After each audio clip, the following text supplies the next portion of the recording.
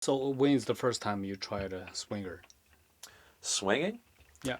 So, yeah, when I played music back in my back in my 20s, I mean, I could even go further back. The very first time, like having sex with my girlfriend at the time in the same room with my best friend and his girlfriend. We didn't do any crossover work, but his girlfriend wasn't very attractive, and my girlfriend was incredibly attractive, and he wished in his mind that he could share my girlfriend with me. I'm sure of it, but it just didn't happen that way. We were too young and fresh to be crossing those lines at the time. But it was something that I always sort of knew I wanted to do, or I could easily have fun with it. I didn't have that jealous bone in my body, you know. Me and my girlfriend, we would be out and I would see other guys looking at her and I would see other guys like chatting with her, and I kind of like liked the idea that she was hot and attractive and that other guys thought so too, you know. And you know, when I was in my 20s playing in the band, we would have like, you know, do a show and then have like a bunch of girls come back to the hotel with us, or you know, and we would have like a little group thing. Sometimes it would be me and a bandmate having sex with one girl, and then other times it would be like a couple of girls come down to the jam space, and like, you know, a couple of us would stick around after jam, and then the girls would hang out, and we would, you know, before you know it, we'd be all getting high and getting naked, you know. I grew up in a small town called Hanmer. I want to say maybe 30 kilometers north of Sudbury, Ontario. It's a bilingual French and English northern community. Yeah, in indigenous area. There are a lot of reservations in the area. I wasn't raised on a res. I was raised in a typical poor working class neighborhood. My mother is a multi generational Canadian Métis, and my father is a multi generational Canadian with a Scottish lineage. Their last name was McDonald. Okay. Yeah, so my dad has red hair and freckles. So how do you describe your childhood? So I guess my childhood coming up was an average Northern Ontario upbringing. Like I said, we were poor working class, and my mother was a stay-at-home mom. I went to school, and you know, got average grades, and you know, I hung around with the kids in my neighborhood. We spent a lot of time on our bikes out in the bush, building forts and playing guitar and skateboarding and all that kind of thing. A lot of kids in the neighborhood where I'm from played a lot of hockey. There was a lot of professional and prominent hockey players from our neck of the woods for sure. Yeah, yeah. What do you mean Northern Ontario upbringing? So, Northern Ontario upbringing, generally, when I think of a Northern Ontario upbringing, I think of people that spend maybe 4 months out of the year in real winter, you know. So we spent a lot of time outdoors in the cold with the snow crunching under your boots, you know. We spent a lot of time sliding, like, you know, when the GT snow racers came out, we all had to have one of those so we could go tobogganing with one of those. And yeah, I mean, ice skating. The rinks were always populated with kids playing rink hockey, and yeah, yeah. Snowmobiles. Everybody had a snowmobile. Our backyard went right off into the bush, so we all had a snowmobile. You just go out into the backyard, pull start the sled, and just like drive it right off into the bush and meet up with your other friends. And yeah, that would be a typical winter for us. And then, summers, same thing, motorbikes, dirt bikes, a lot of, bicycling out in the bush. We spent a lot of time just out in the woods, staying out of our parents' hair. Most of my friends have been in jail or at least picked up by the cops at one time or another, myself included. I just thought it was a rite of passage. I just thought it was something that all kids did. It wasn't until I got a little older and got out into the world and started, meeting, different classes of people where I started to realize that, getting arrested by the cops isn't something that everybody just does, it's a little more rare than I thought. It's kind of like when you smoke cigarettes and you hang around with people who smoke cigarettes. It feels like everybody smokes cigarettes, but it's a very marginal group that actually smokes. So yeah, we all used to get in trouble with the cops, and that was one of the things that I didn't notice a difference between native kids and white kids, because all the white kids that I hung around with were bad, and all the native kids that I hung around with were bad, So there wasn't really a distinction for us, It wasn't until my uncle published a book about our ancestral history that I recognized, like, that we had a Métis connection there, right? So my mother looks like she's Métis, like she looks native, and my great grandfather, he absolutely looks native, but it was never something that we ever really talked about around the kitchen table, kind of thing. Okay. Yeah. So my ancestry comes from Mackinac Island, is where I've traced it back to, which is in northern Michigan. Prior to 1812, it was a loyalist island, and then they ceded to the U.S. the island, so the island became American territory. So all the Métis people that were there were given the option to stay or go, and a lot of them were still loyalists, so they headed north, and then they came around the Great Lakes down around the Georgian Bay, and my family settled in around Penetang, Washeen. Midland area. Yeah. So, and they did okay. They were trappers and hunters and fishermen, and my grandfather and his brothers all owned marinas. Mm-hmm. So they all did quite well. Yeah. Yeah. You said your mother's looks indigenous, right? Yeah, more so. Yeah, But your father looks white. Yeah, He's yeah. 100% white. Yeah, And absolutely. so how this family, uh, what do you say? So it's very respectful, like the regular family, or there's a cultural conflict?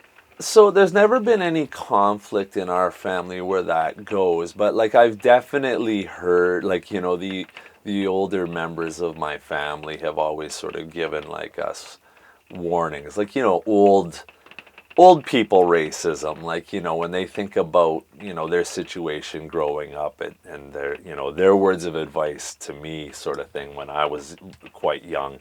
I remember my father telling me, don't go out to Perry Island, which is outside of Perry Sound. It's a Ojibwe reserve. And I had a lot of friends that were from that res.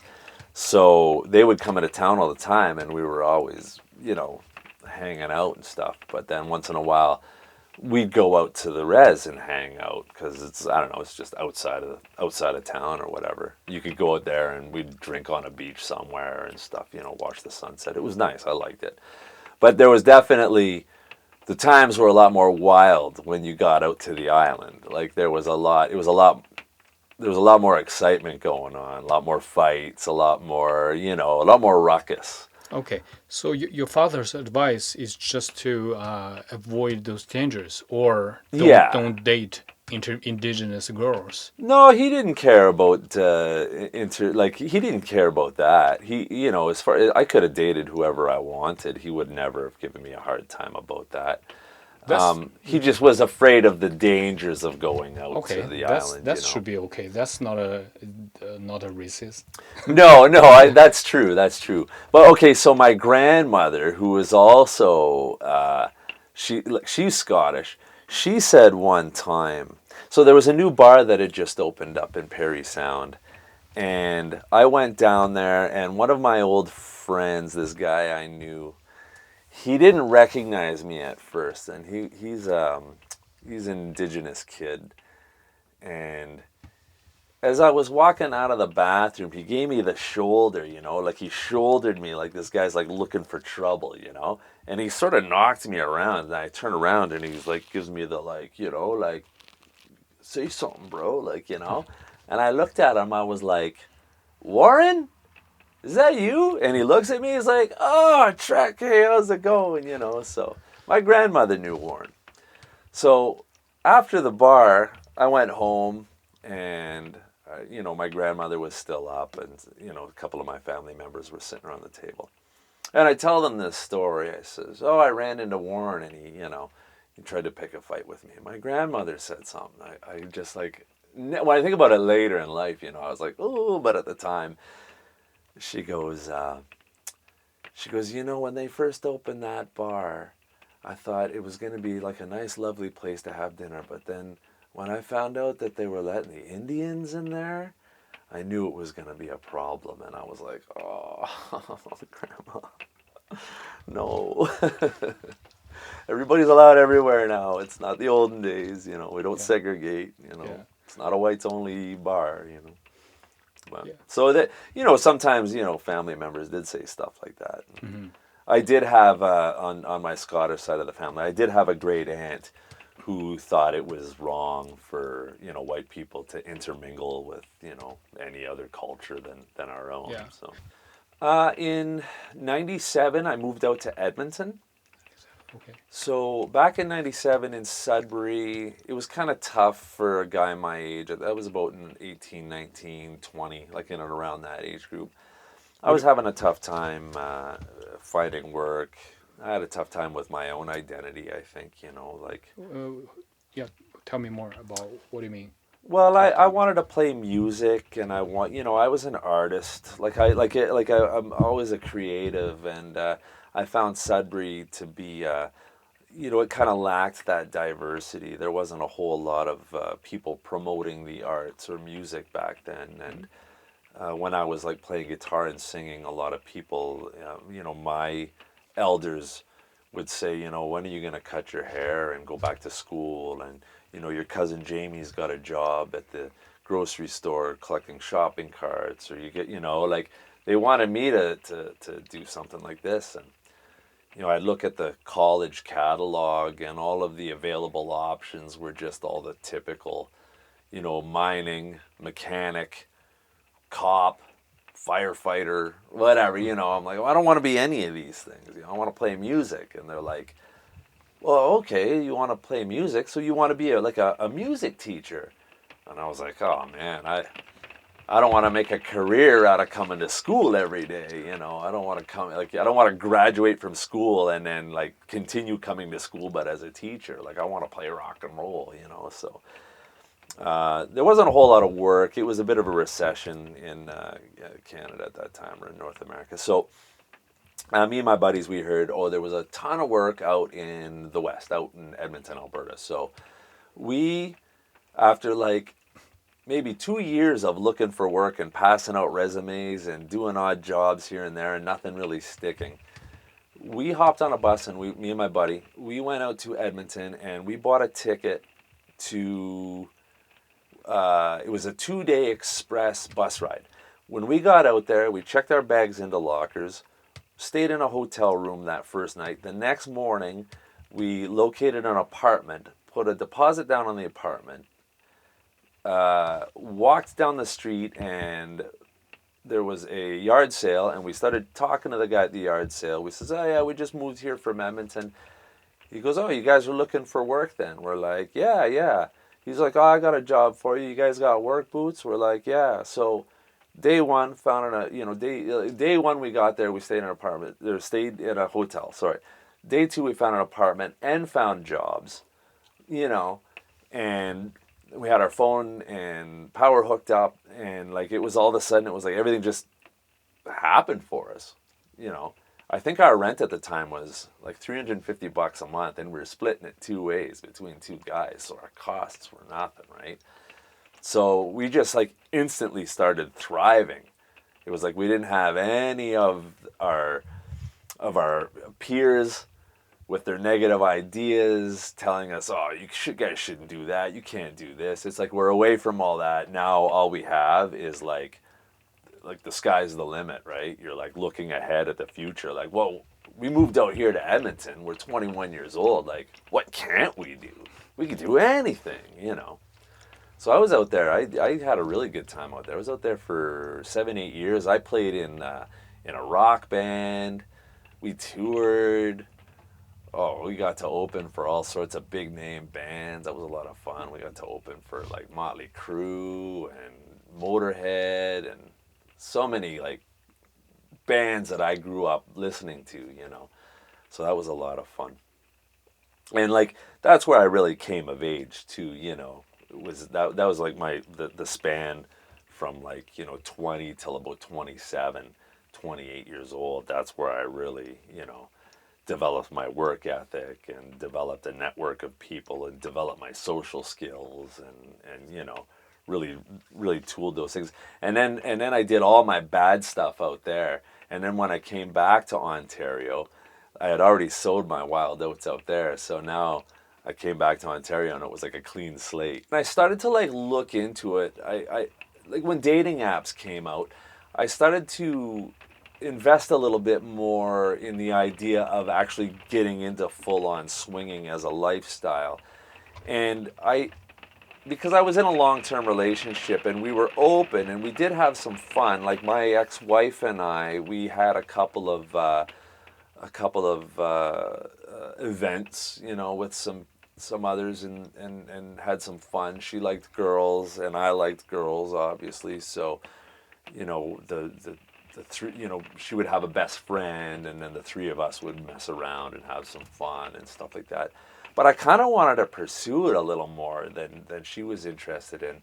And when we were divorced, I thought this is an opportunity to open up and maybe find a partner that wants to play, and you know, I found it very difficult. So sometimes I would be on Tinder and I would say, okay, well, what I'll do is I'll just date women. And once they get to know me, then I'll say, well, I kind of like this.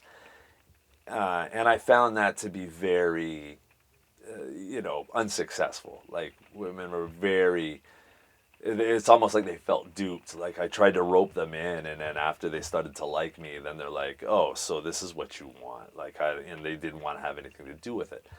Or so then I thought, okay, well, what I'll do is I'll just put on my dating app, this is what I'm looking for. So then when I just put it out there that this is what I was looking for, then I would get rebuked from women all the time. If they matched with me, they would act as if I duped them. Like when they actually read my profile and saw that I was like, you know, into being non-monogamous or maybe swinging, they're like, oh, well, I accidentally swiped right on you. I'm like, you know, and then all of a sudden, like, I feel like I have to apologize for them for tricking them into swiping right on me, like, you know. So then this one website or one app, sorry, came out called Field, which was specifically for people that are like in the lifestyle, or maybe it's an app, a dating app that focuses more on your sexuality than your, you know, like looking for just a life partner that makes good money or has a nice truck or, you know, holds up the nicest fish.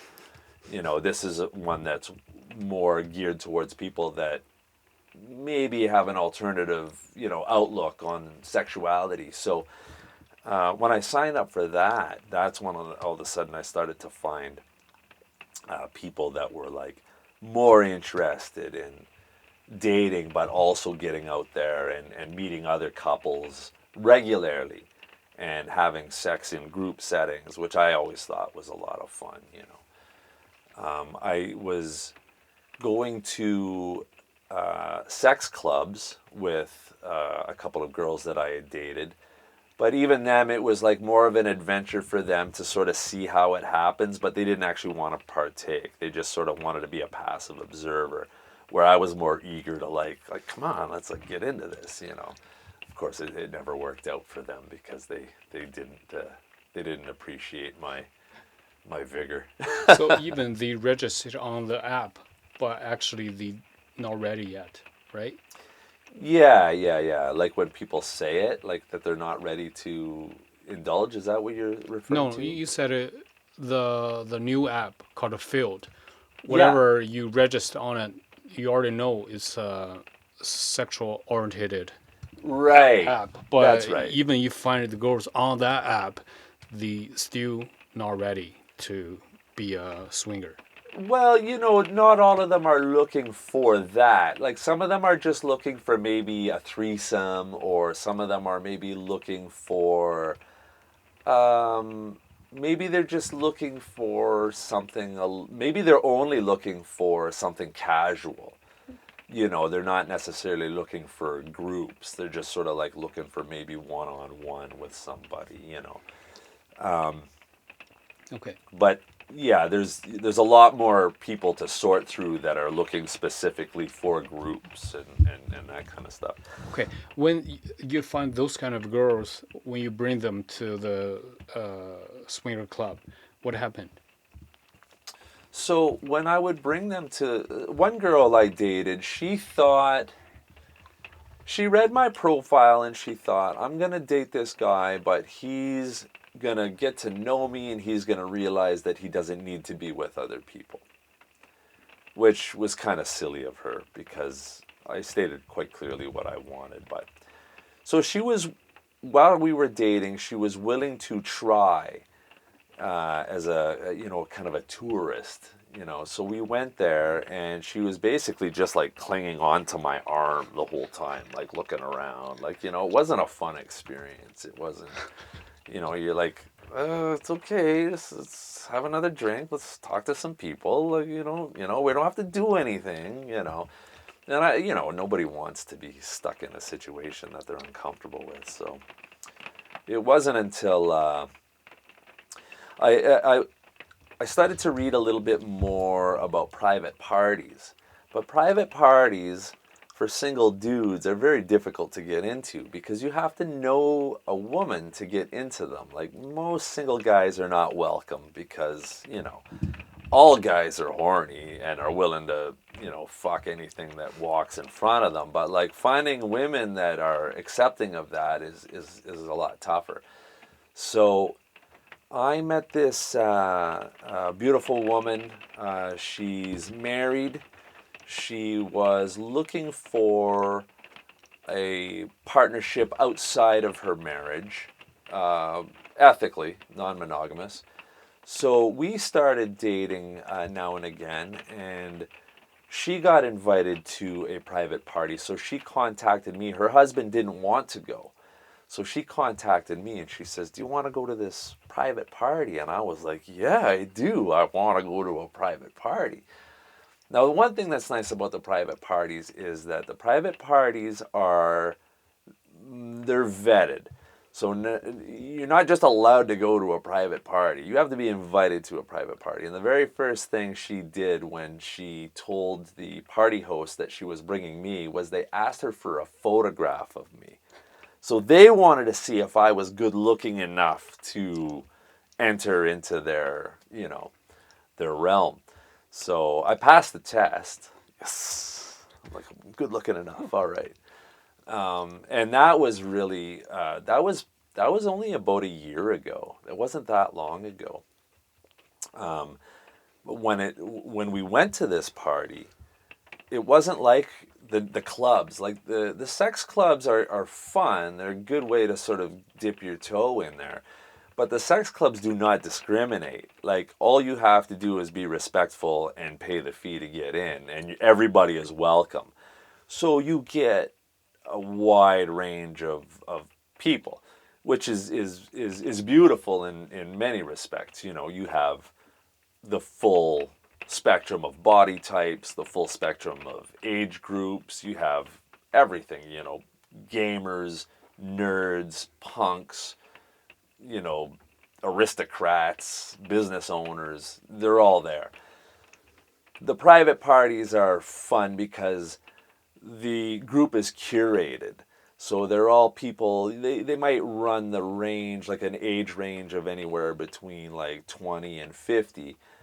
But everybody that's there might be in particularly good shape, or they really thought out their outfits, and they're a lot more social. They're not new, so they've got experience, so they're not awkward and insecure. They're not grabbing onto your arm, being like, "What are we doing here?" Like, you know, everybody's like chill and relaxed, and you're just like, "Oh, this is the way it should be," you know. Well, Actually, when you go there, you were a newbie, right? You've never been to a private party before. that was my first private party. Yeah, Yeah. tell me the whole details. When the first minute you walk in, what do you see? What happened? So the first one that I went to was exciting. It was a cowboy themed. It was a Western saloon themed party. So That's the girl invited you, right? yeah, that Yeah. was Okay. yeah. Yeah. So she invited me. I dressed up like a cowboy with the hat and the vest, and I got a little string tie and did the whole thing.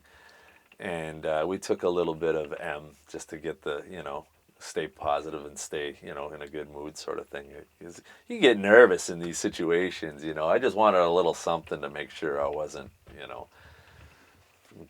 just choking on my own nerves, you know. So we walked in, and it looked like we were walking into like an 1870s like saloon. Like everybody was dressed up. Everybody looked great. It was packed. There was close to 100 people there. It was a big big group of people in a fairly tight space. So, you know, my date and I, she looked fantastic too. She was wearing like a corset and everything was bubbling over. It was amazing. So we walked in there and just right away started catching eyes with other, I started catching eyes with women at the bar, and started like she was going, my date was doing the same thing. She was just like looking around. We were just looking at each other like, this is awesome. Like, you know. So it didn't take long before we, started to engage with couples just in conversation and stuff. And they were also friendly. They were like, "Oh, come meet our group. We're over here." And you'd have like groups of people that they've all known each other for a while, you know, and they welcome you into their circle, and the I took my hat off to, like, greet them, and I instantly caught the attention of like the three or four women that were in that group. They just like looked at my hair like, "Oh, he's got hair. I always think when a guy's got a hat on, he's gonna be bald when he takes the hat off, but look at that hair." And so everybody was like really welcoming and nice, and I was like, "Oh, I feel like I've arrived," you know. And I want to say within 10, 15 minutes of meeting that group of people, there was one beautiful brunette who had caught my eye, and she was like really like chatting with me and like touching my arms and stuff while she was talking, and she wanted a kiss. And You guys all clothes on or all clothes? clothes on. Yeah, we were all dressed up like cowboys Okay. and cowgirls. Like, it was funny like that, you know. Okay. Yeah. Then yeah, that would happen. So when that girl kissed me, my date was impressed. Like, she thought, "Oh, like, you're fun to bring here because you are into this," like, you know. And she was into it too, but she knew that, maybe bringing her partner wouldn't have been as fun, you know. If she had brought her husband, I don't think she would have had as much fun as she would have bringing me, you know. So there was a mezzanine upstairs that like overlooked the dance floor and stuff like that. And I saw people up on the mezzanine, like leaning over the rail, having some drinks. And the group invited us to go up to the mezzanine. So we were like, "Yeah, sure, let me grab a drink." So I grabbed a drink, and then we wandered up the staircase up to the mezzanine. As soon as I got up to the staircase, I realized that the mezzanine, where people were standing like looking down, they were just taking a break. The mezzanine was the entire floor was covered in mattresses and people were naked and they were fucking. And they were doing all the things that people do when they're naked. Like it was like, and they were all gorgeous, like beautiful, beautiful women. Oh my goodness. And I, like me and my date just looked at each other like, oh my, like, oh, we're here, you know. So the girl that had kissed me, she sort of like, she kicked off her shoes and like started walking on these, you know, these mattresses and stuff like that. They're all like, everything's fitted all together nice, you know. And so my date and I, like, I'm taking off my cowboy boots, right? Now I've got this, like, this, you know, this shirt that, with the sleeves rolled up. And like I said, I got a Kentucky string tie, and I've got this, like, 5-button vest and a belt and my hat. Like, I'm overdressed at this point, and it's tight. You know, I'm doing the thing, like, I'm sucking it in. Like, I got, you know, I got to look good here. I got my chest out, my you know. And this girl, she starts, you know, to you know, rub me and stuff, and I start to get like, now I'm kind of nervous, you know. And she goes, "Oh, you seem so nervous." I'm like, "Yeah, I'm a little nervous." She goes, "Okay, well, you look like a stuffed sausage right now. You're gonna have to like take off some of this clothes." She started to undo like my, and as soon as I started to undo all my buttons and like relax a bit, I was like, "Oh," and then we just went with it, you know. Just my date fell right into it. The woman that I was kissing, then her girlfriend and her husband, and then his other date, and like it was just bodies like piled on top of each other, just doing all sorts of things to one another, and it all felt great. And it was all like visually, it was like amazing, and it felt physically stimulating, you know. So I was like, oh, geez, I could do this. I could do this every Friday. Yeah. So how do you feel the first time you go into this kind of unreal world? Totally different from the real world you experienced so many years, 40 years before. So how do you feel at that moment? Like everybody should have the opportunity to do this and enjoy this without all of the uptight restrictions and all the insecurities and all of the bad hurt feelings and all the anger and the resentments. It's just like flush that all away and just chill the fuck out and enjoy it. It can be so beautiful, and you know, it doesn't always have to be a party like that, but like we just spend so much time being uptight and restricted, you know, and there's 8 billion people on the planet. None of us are allowed to talk about how we got there because it's just dirty talk, you know, and it's like, well, here's a group of people that can express themselves sexually. So you sort of feel like you've kind of arrived, you know, like, oh, I've made it. I found my people, you know. We were there till after last call. I think at that particular night, as the night went on, the there was a lot of people, like, you know, like they got what they came for. They have, you know, they enjoyed themselves at the party, but they, not everybody that's at the party is looking for immediate sex in that particular orgy. Some people are just there to meet up with other groups of friends. Maybe they've got a hotel room booked somewhere. Maybe they're just there to expand their network of people that are into the lifestyle. Maybe some couples might be there just to meet one or two other couples that they'll meet with down the road. You know, they'll just exchange phone numbers or information, kind of thing, you know.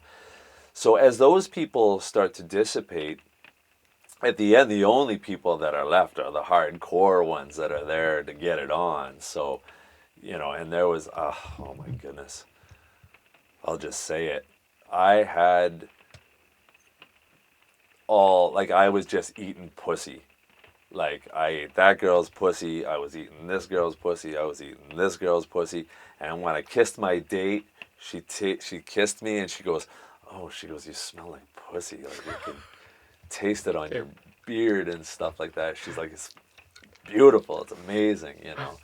So I was just in heaven. So yeah, yeah. That we went till about 2 o'clock, and by that time the M that I had taken had worn off, and we had had a couple of drinks, and I think we had all like gotten off a few times, so we were pretty good to go home and just call it a night. Okay, you just after two a.m. Saturday, you just go home. Yeah, yeah, we hopped in an Uber and then we went back to my place. And Okay. then, I think we continued to play a little bit, just the two of us, because we had had such an exciting night. And, after the night is over and it's just you and your partner or your date left, then you start to sort of recount the evening and you're telling each other stories of like hot things that you saw, like, oh, remember when that guy did this, or like, oh, I saw a girl doing this. And you start telling, and then you get sort of like into it again, and then you're like, oh, yeah, you know you get warmed up again, and then you're back at it. So So yeah, excitement extended to the next day. that's right, that's Okay. it, right? So like my partner now, our first date was at a private function, and we had so much fun and we had such a wonderful connection.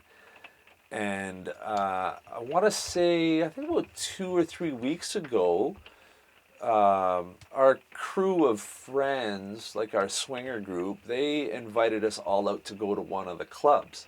So we all went out to the clubs and we met this other young couple, and they were just beautiful and they were so fun, and we had such a good time with them. They were lovely, and we got in touch with them through social media and stay in touch with them. But that particular night, we came home and it was the same thing. We were just like recounting all the hot activities we were up to that night. And then you just, it gets you fired back up. So you have one more before going to sleep. And then the next morning when we woke up, we were like, oh, that was so fun last night. And got right back into it. So the experience, if you can both enjoy the experience and you can both relax and both have enough trust in one another that you're there for one another as much as you are there for yourself. You're not there to screw the other person over. You're not there to find somebody else. You're just out there having a good time.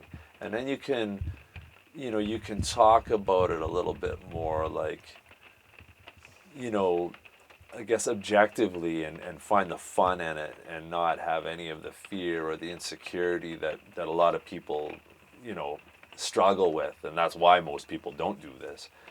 Um, it can really ignite a passion between you and your partner that you might not have known existed. I mean, everybody has an imagination. Everybody, when they're having sex, goes to that imagination and borrows from their past, or borrows from porn they've seen, or stories they've heard or stories they've read, and it's all a part of their sexual experience.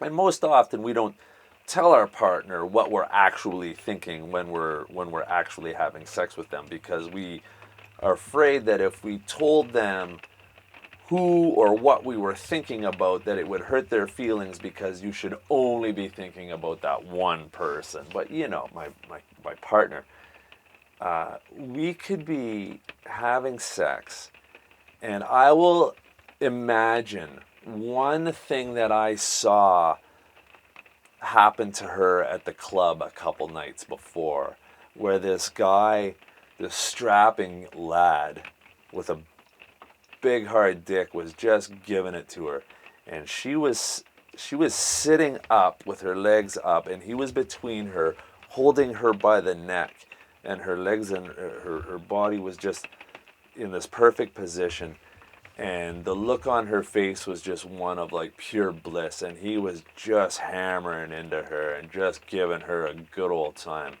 Now I could be having sex with her, and I'll imagine that other guy was doing to her, and how good that looked, and how much she was enjoying it, and how hot that moment was. and now I'm getting off on it, like, because it was such a beautiful image. So, but you have to be very confident in who you are, and confident in your relationship, or know yourself well enough to be able to allow that, and not just be frightened off by it, or intimidated, or left to feel insecure about it. Very interesting. So, when's the first time you feels like you are that kind of a less jealousy person? It's a struggle. So you're not jealous until you are. You can say, "Oh, I'm not the jealous type," but then all of a sudden one thing happens, and then you feel your boundary being pushed, and then you feel threatened, and then you get the sense of jealousy. Jealousy overwhelms you, and then when you're in that state, you start to think stupid things. Or, well, I mean, no, I shouldn't say you start to. Jealousy is a legitimate uh, emotion. There's reasons why people can be jealous. Oftentimes, your insecurity causing the jealousy, it might not necessarily be valid in that whatever your greatest fear is going to happen. Sometimes your jealousy causes you to overreact, and then you realize in hindsight that you were silly. But, I think jealousy, just as an emotion, just as a raw emotion, is can be useful in protecting you. Jealousy can cause you to stand up for yourself, and not have your boundaries crossed. Jealousy can be a part of, like, driving you to your sort of alpha status kind of thing. Like, if somebody's a threat to your well-being, or a threat to what you've accumulated, and you have to, jealousy might be like, well, I don't want this person to get away with this, and I'm going to put my foot down right now, and I'm going to stop this from happening. So it does have its uses, but oftentimes, we're victims of jealousy because something that isn't as big of it's a perceived threat, and it causes us to argue, and then get into a fight with our partner, and it didn't even need to occur. It was just your insecurity, or your lack of confidence, and that does arise. That does happen. It's happened a couple times with me, where I see my partner maybe being dominated in a fashion that I don't feel I'm capable of doing. And to actually sit back there and myself to allow myself to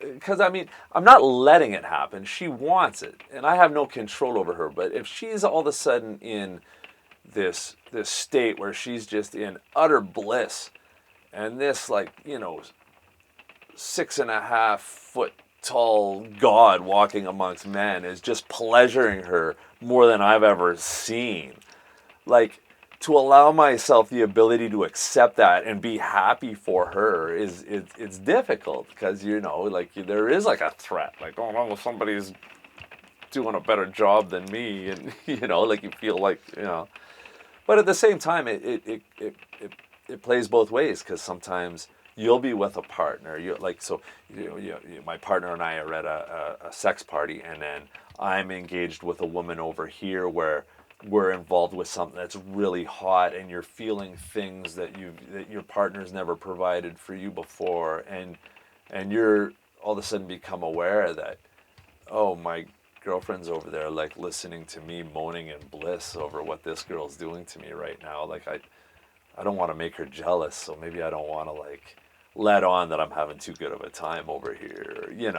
So there's all these kind of, sort of games you sort of play with yourself. But then at the end of the day, when you look back and think about it, and then you're back home together, and she's not leaving you for that guy, and you're not leaving her for this girl, then you're like, well, what was I worried about? Of course I'm happy you got to enjoy that.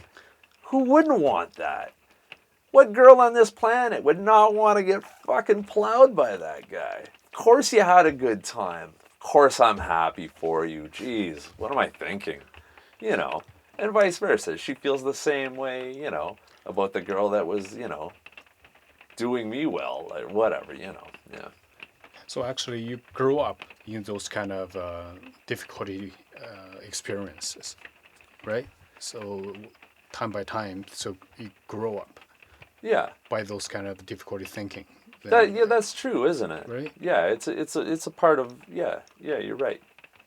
Cause even when you're in high school and you're dating a girl, and maybe the jocks from the basketball team are all eyeing up your girl, and then you've got to deal with that, or so that goes a long way, doesn't it? Yeah, Yeah. yeah. So right now you can handle all the difficulties, or still have some challenge. So there's always going to be challenges, I think. For example, what kind of challenge right now do you still have? Okay, well, sometimes it can be very. Sometimes it could be a very small semantic. So we might say, would my date go to a sex club with another date without me? Sorry? If my partner went on a date without me, with somebody else, Okay. to a club, would that bother me? And we had this discussion because I thought, well, what if I took a woman to a club and it wasn't my partner? But she knows about it. And she goes, well, am I available to go, or do you not want me to go? And that was the difference, right? I'd be like, oh, right. So if you weren't available to come, or if I wasn't available to go and you were taking a guy to the club, then I would be okay with it. But if I was available to go, but you didn't want me to go, then I would probably be hurt that you wanted to go there with him, but didn't want me around. Yeah. You still want those kind of relationships still have a line, have a boundary, Yeah. right? So, yeah. Or are you still experimenting? Well, I think a lot of times it's like experimenting. Like what I might have a tough time accepting this week, I might be completely fine with next week, and I might find myself with something that I'm completely fine with this week, having trouble accepting next week because your moods are so subjective, and they're just so up and down. You could be in a good mood, having great thoughts about one particular subject one day, and then the next day you're a little tired, and you're a little frustrated, and those thoughts don't appeal to you anymore. But I think all relationships, in my experience, are difficult, and all relationships have their series of struggles. This has the same. The only difference is the nature of the pastimes that you have is different. But you're still dealing with. I would rather be in a relationship dealing with these struggles than be in a relationship that I couldn't have sex with anybody else and still have to put up with the bullshit of being in a relationship.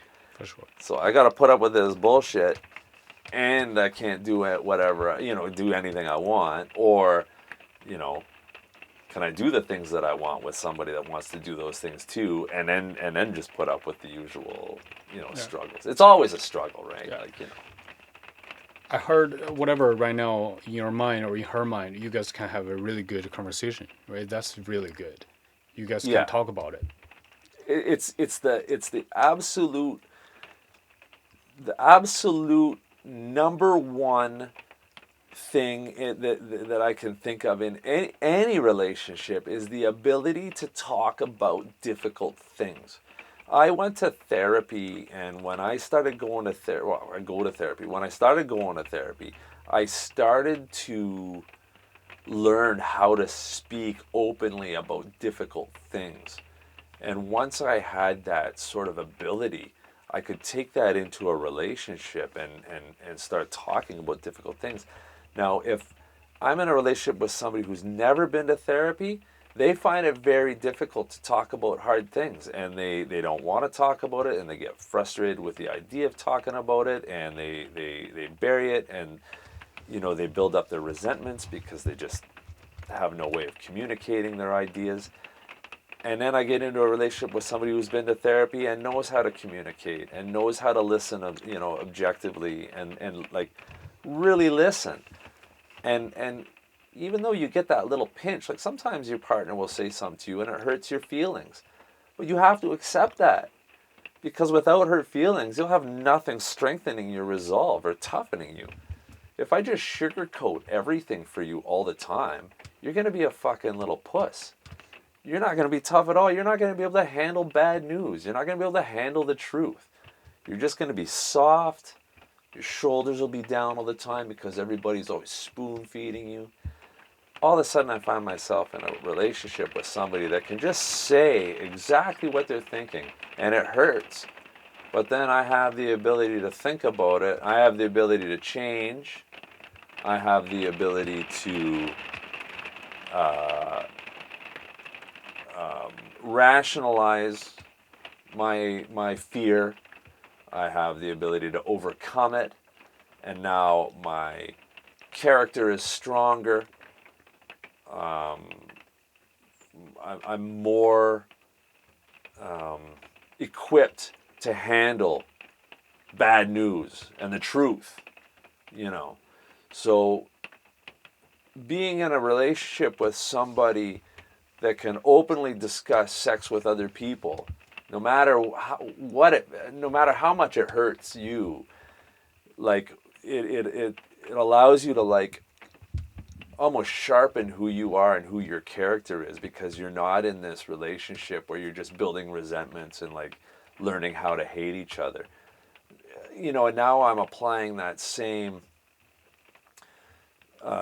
openness with who I am to everybody around me, and it very quickly decides for me what friendships are going to be strong, solid friendships, and which ones are just going to fall by the wayside. These are real friends, and these are just, fair weather friends kind of thing. Mm. And I find the more open I am about who I am and truthful with the people around me, they might not like it. They might throw it back at me sometimes, and maybe they're right. I can accept that I'm wrong. I'm used to being wrong because I'm used to speaking from the heart, and I'm often wrong. But I can also be told that I'm wrong. And it doesn't, as much as it hurts to be told you're wrong, I've heard it enough times that I can take it. So my character is better now because I can be rebuked and I can accept, that I need to change sometimes. So. This possible, because I heard right now you and your partner relationship are really good. Um, is this possible one day you or her, whatever who, want to quit this game, want to only stay with the one person? What if that day happened? Do you think what is gonna happen? The other person can be no, no, no, that's too far. I still enjoy this party. Oh, Oh, how do you handle that situation if that happened? well, that's a good question. Like if one day my partner decided that, I think it Or would you be, decided, yeah, yeah. yeah, So I think it would be, yeah. So if I decided one day that I was sort of just happy being monogamous and my partner didn't want to stop, I mean, it really comes down to the discussion, and it comes down to the feasibility of your relationship. If it's not feasible for you to stay, then you have to go. I'm not looking for reasons to stay in an unhappy relationship. That's why I'm not married anymore. I tried that. I tried making that commitment. I tried, for better or worse. and things got really bad, and things got even worse, and I was terribly miserable, and I didn't know how I was going to live my life being that unhappy, and like, you know, just spend my life in anxiety and misery, and I don't want that. So, you know, when you're in a good relationship, and the relationship takes a turn, or the dynamic of the relationship changes, and it's not going to work for you anymore, it's not going to work for your partner. I mean, realistically, if you're not both going to be happy, then you can't be in it, you know. Yeah. So if my partner decided that they wanted to be monogamous, maybe if my partner decided that she wanted to be monogamous, maybe we would try it for a while. I don't know. Or maybe we would come up. Maybe she wants to be monogamous, but has no problem with me being non-monogamous. Or maybe I want to be monogamous, but I have no problems with her, you know, having the odd date on the side, you know, when I'm out of town, or, you know, maybe it becomes a don't ask, don't tell situation, you know. Like, you can have your boyfriends, but I don't want to hear about it, you know. Who knows? I mean, that's a good question, though, because other people have asked me that question, too, and I've had to think it through. But it really comes down to if your relationship is functional or not. If the relationship is no longer functional, if you're not drawing from it what you need from it, then it's not going to be good for you. It's going to be a dysfunctional relationship, and we So all know about those. so how do you define love? What is love?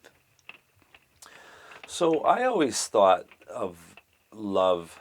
When I was younger, I kind of subscribed to the Hollywood ideals of love. The first kiss, and the high school sweetheart thing, or people coming together and having squishy feelings and all living happily ever after. But the older I got, the more I started to recognize that, your feelings are just so up and down all the time that you can't base there's no success in feelings. You can maybe sell the idea of success in feelings, but it's not truth. To me, love is active. So when you love somebody, it's an active verb to love somebody. It's not describing a feeling. Oh, I feel love today. You feel loved. That's active. That's a verb. So when I love somebody, I want to show them. I want to actively make this person's life a little bit easier somehow. I want to make their life a little bit better somehow. I want to make them realize, I want them to know that somebody's thinking about them and somebody wants to help them through life. So you got all sorts of love for all sorts of different people on this planet. When I was younger, I would hear guys who would, cheat on their girlfriends, or they would just do whatever they wanted. And then when their girlfriends would get mad at them, they'd say, "Oh, but baby, I love you. I love you." I'm like, you don't love. Loving somebody isn't just saying you love them. Without the actions, the word love is empty. That's my sort of idea. It's beautiful. Yeah. Yeah. I like the idea of love is a verb. Yeah. Yeah. Yeah. Yeah. So even when the butterflies have subsided, or those butterflies that come and go, you can't base love on how you feel. You got to base love on the commitment and the truth, and trying to you love somebody. You don't just feel nice about them when you think about them. That's not love. That's just feelings. Like love is like getting up every morning and dusting the snow off of her car and starting the car so that she goes out and she doesn't have to dust the snow off her car. She doesn't have to wait for the car to work. Car's already warm, snow's off the, she can just get into her car and she can just drive to work. You've just taken 5 minutes out of your day to make her life a little bit better. That's love, you know. And you do it even though maybe you're not happy with her right now. You're not going to punish her, though. You still want her life. You maybe think, well, you know, I'm going to make her life better. If I don't continue to make her life better, then she's going to stop concerning herself with my well-being. And, you know, people get selfish, you know. So, like, while I still have my physical health, I just want to continue to work. I like working hard. I like making money. I like spending time with, like, you know, the little time that you have left over. You make allotments to go see friends and go see family. And the older I get, the more value the friends and family have. But because the occasions are more and more rare, the time that I have with them is more special. So it's kind of a funny thing. If I was retired, it didn't work, but hung around with all my friends all the time, it wouldn't really be that special, would it? So as far as a plan goes for the future, I think I'm just going to continue to just work, and maybe eventually when I'm eligible for my pension, maybe I'll retire and then become a, what do you call it there when you just give people advice? you leave your career, and then I can't even think of the word anyways. But maybe I would do something like, you know, building these tiny homes with my partner. That's kind of fun. But I'm in a union that has all the benefits and stuff. So right now, what we're talking about is her construction company. She'll keep her construction company going, and I'll keep my union gig, and then I will be able to have the benefits for us until she can afford benefits for her people and stuff like that. And then maybe when that happens, I'll be able to, when her construction company starts to take off a little bit more, I might be able to make the transition and come out and then work for her. So that's but I you know, I don't have a solid plan. I've got a 14-year-old kid that I really love, and I love to be around, and I want to be there to support them. And so I'll always have to have some steady income. I'll be 50, and August will be 16. So, like, I think by the time August is done university, I'll probably be ready for retirement, but I won't be able to afford it. So my plan's to like, what was it Fubar said, you know, plan B is just to keep on fucking giving her, you know. When you talk about your plan, I think back of the story you shared. I think, have you ever heard about a book called Five Love Language? Yeah, I've heard of that. Yeah, I Yeah, think your love language is act of service. acts of service, that's one of them. Yeah, Physical touch is definitely in yeah. there. Yeah. And someone is word of affirmation. Words of Yeah, affirmation. yeah. Yeah, I like that too. Yeah. Yeah, So, what do you think your partner's love language is? that's a good question. Definitely physical touch. Words of affirmation are definitely there. We tell each other all the time how much we love each other. Yeah. Both of you don't care about the gift, right? Gift is some present gift, little gift. It's one of five languages, but Yeah, you guys, yes. So we don't do elaborate gift giving, but we right now, because of with the business is just fledgling, and the movie industry is on strike right now. Our gift giving is maybe not quite as frivolous. It's more like, you know, picking up the bill for dinner, or like bringing by a bottle of your favorite wine or something. Like, Yeah. it's like it's more stuff like that, or like maybe yeah. So right now, my partner's son, he does events like he works in events at an event hall, an event space that does a lot of weddings. So he's always bringing flowers home for his mother, which is beautiful. But so I don't, I because I love that he does that. I don't want to bring flowers home. Like, I don't want to compete with that. And the flowers are beautiful because they're bright, like they're from weddings, right? Yeah. So they're like the table settings, So I kind of like that he's bringing her flowers. So that means that I don't have to bring her flowers. Yeah. But yeah, I think both of us are a little bit more. I could be wrong. I mean, maybe I'm wrong. We've never even discussed it. I think we've just been sort of going with the flow kind of thing, and our love languages seem to have been melding or meshing pretty good. But yeah, maybe if I bought her an extravagant gift, maybe she would appreciate it. I'd have to ask her about that. Actually, that's a good question. You're asking me something that you might already know the answer to. All right. All right. Thank you very much for your story. Yeah, yeah. Thanks for asking questions. Thank you.